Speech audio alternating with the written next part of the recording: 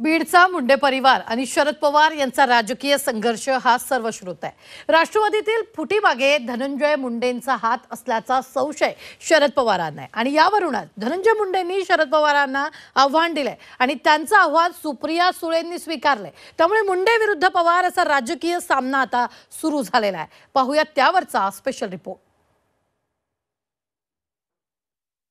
तुतारीने आणि तुतारीच्या आदर्श नेतृत्वानी आणि त्यांच्या कार्यकर्त्यांनी शाहू कोण आणि गद्दार कोण हे आम्हाला सांगावं।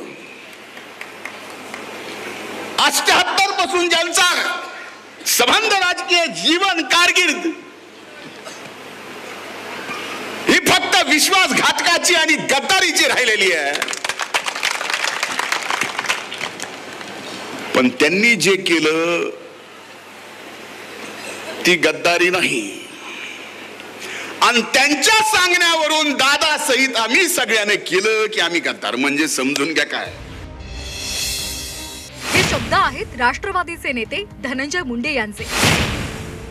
गद्दार शब्दावरून धनंजय मुंडे यांनी थेट शरद पवार यांच्यावर हल्लाबोल केलाय। शरद पवार यांना तुतारीचं आदर्श नेतृत्व म्हणत शाहू कोण आणि गद्दार कोण हे त्यांनी आम्हाला सांगावं का असा सवालही मुंडेंनी उपस्थित केलाय। धनंजय मुंडे एवढ्यावरच थांबले नाहीत तर गद्दार कोण हे समोरासमोर बसून पुराव्यानिशी सिद्ध करण्याचं आव्हानही त्यांनी दिले। जर समोरासमोर बसायचं असेल ना ह्या धनंजय मुंडेची तयारी आहे। 2017 पासून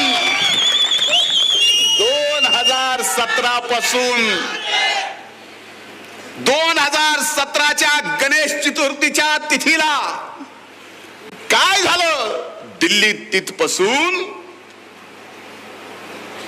ते दादांच्या शपथविधीपासून महाविकास आघाडीचं सरकार येण्यापासून ते सगळं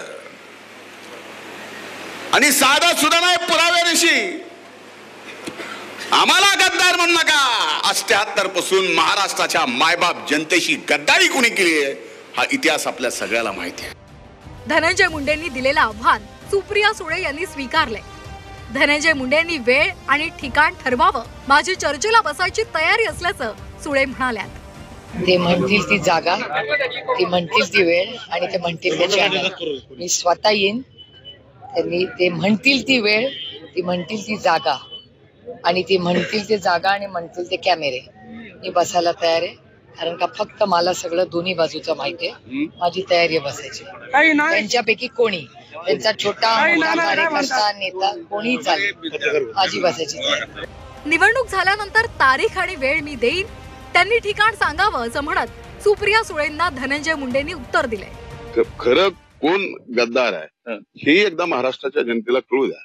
त्यामुळे त्यांनी जे काही आव्हान स्वीकारलंय मला याचा आनंद आहे की कमीत कमी या निवडणुकीत तरी समोर येऊन आव्हान स्वीकारलं। मी तर लोकसभेच्या निवडणुकीत हे आव्हान या ठिकाणी केलं होतं।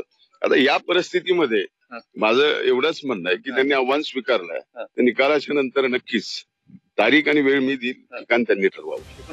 गेल्या काही दशकांपासून सुरू असलेला मुंडे विरुद्ध पवार हा राजकीय संघर्ष आता विकोपाला गेल्याचं पाहायला मिळते। राष्ट्रवादीतील फुटीनंतर धनंजय मुंडे यांनी अजित पवार यांच्यासोबत जाण्याचा निर्णय घेतला आणि त्यावरून शरद पवार यांच्या राष्ट्रवादीकडून गद्दार असा उल्लेख करण्यात येतोय। यावरूनच धनंजय मुंडे आणि सुप्रिया सुळे यांच्यात आव्हान प्रति आव्हानाची लढाई सुरू झाली आहे। ही लढाई कुठपर्यंत जाणार हे पाहणं महत्त्वाचं असेल। अभिषेक आदेप्पासह विष्णू बुर्गे, झी 24 तास, बीड।